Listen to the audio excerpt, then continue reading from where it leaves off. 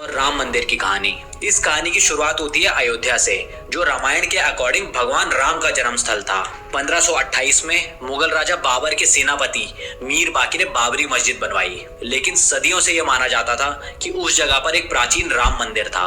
1766 में east India company के दौरान ये जगह पहली बार विवादों में आनी शुरू हुई। डिस्प्यूट के चलते 1859 में वहां एक बाउंड्री वॉल बनाई गई, जिसमें हिंदू और मुसलमानों की प्रेयर की जगह को सेपरेट कर दिया गया। लेकिन ये विवाद चलता रहा, सदियां बीतती गईं और फिर 1949 में इस कहानी का एक टर्निंग पॉइंट आया। दिसंबर 1949 की एक रात को बाबरी मस्जिद के अंदर राम लला की एक मूर्ति रख दी गई। टेंशन इतनी बढ़ गई जिसके चलते सरकार ने मस्जिद पर ताला लगवा दिया और ये मामला कोर्ट पहुंच गया।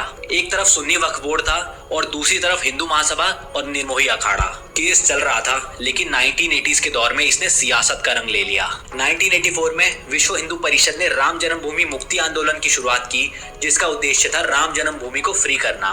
बीजेपी भी इस आंदोलन का हिस्सा बनी, जहां लाल कृष्ण आडवाणी की रथ यात्रा एक टर्निंग पॉइंट साबित हुई। 1986 में फैजाबाद डिस्ट्रिक्ट कोर्ट के फैसले के बाद मस्जिद के दरवाजे फिर खोल दिए गए और हिंदूज को भी वहां पूजा करने की अनुमति दी गई। लेकिन इस फैसले से विवाद और ज्यादा गहरा गया और फिर आता है वो दिन जो भारत के इतिहास के सबसे बड़े दिनों में से एक बन गया। 6 दिसंबर 1992 को राम मंदिर के समर्थक बाबरी मस्जिद के पास इकट्ठा हुए और बाबरी मस्जिद को गिरा दिया गया।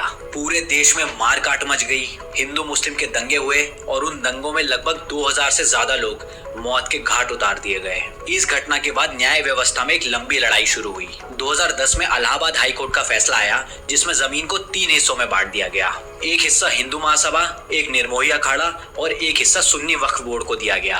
ये हिस्सा हिस्टोरिकल एविडेंस पर दिया गया था। आर्कियोलॉजिकल सर्वे ऑफ इंडिया की रिपोर्ट आई, जो दिखाती थी कि मस्जिद के नीचे एक हिंदू धार्मिक स्ट्रक्चर के अवशेष हैं। लेकिन किसी भी पक्ष ने इस फैसले को स्वीकार नहीं किया और मामला सुप्रीम कोर्ट पहुंच गया। 9 सालों तक केस की हियरिंग होती रही और फाइनली 9 नवंबर 2019 एक ऐसी तारीख जो भारत के न्याय इतिहास में अमृत अक्षरों में लिखी गई। सुप्रीम कोर्ट ने अपने 1045 पेज के फैसले में कहा कि जमीन रामलला विराजमान को मिलेगी और वहां राम मंदिर बनेगा। साथ ही सुन्नी वक्फ बोर्ड को मस्जिद के लिए 5 एकड़ जमीन अलग से दी गई। कोर्ट ने यह भी माना कि बाबरी मस्जिद का गिराया जाना अनलॉफुल था, लेकिन आर्कियोलॉजिकल सबूत राम मंदिर के पक्ष में थे। सुप्रीम कोर्ट के फैसले में यह भी स्पष्ट किया गया कि इसका आधार धर्म नहीं बल्कि हिस्टोरिकल एविडेंस है। आज अयोध्या एक नए रूप में है।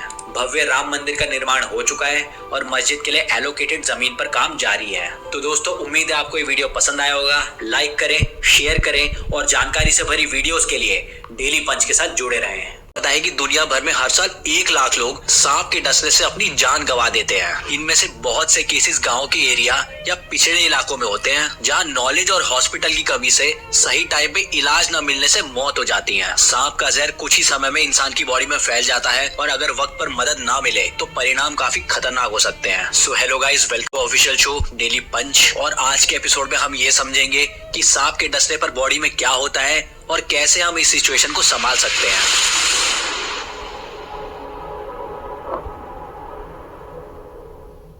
देखो, जब कोई सांप किसी इंसान को डसता है तो उसके दांत हमारी स्किन में गड़ जाते हैं। स्किन के अंदर पहुंचते ही उसके वेनम ग्लैंड्स के इर्द गिर्द के मसल्स टाइट होते हैं, जिससे जहर फैंग्स से निकल के सीधा बॉडी में एंटर हो जाता है। ये जहर तुरंत हमारी बॉडी के टिश्यूज को तोड़ना शुरू कर देता है, जिस वजह से दर्द और सूजन होने लगती है। कुछ सांपों का जहर तो इतना खतरनाक होता है कि वो सीधा नर्व्स को टारगेट करता है और उनकी कम्युनिकेशन ब्लॉक कर देता है। नर्व्स के ब्लॉक होने से दिमाग का मांसपेशियों पे कंट्रोल खत्म हो जाता है, जिससे पैरालिसिस भी हो सकता है।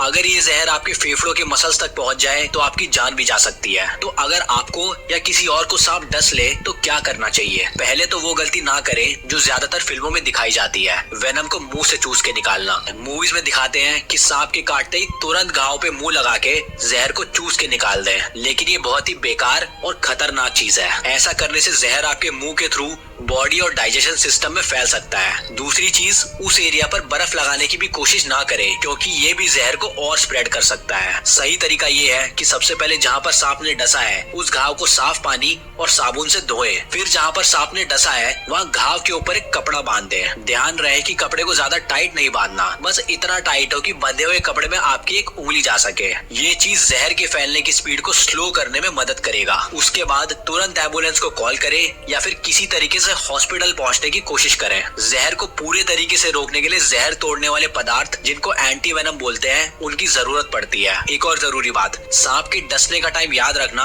और अगर आपने सांप को देखा हो तो उसके रंग और रूप को याद रखने की भी कोशिश करें, क्योंकि इससे डॉक्टर को एंटी वेनम का टाइप समझने में आसानी होगी। और सबसे जरूरी चीज, पैनिक ना करें, शांत बैठे।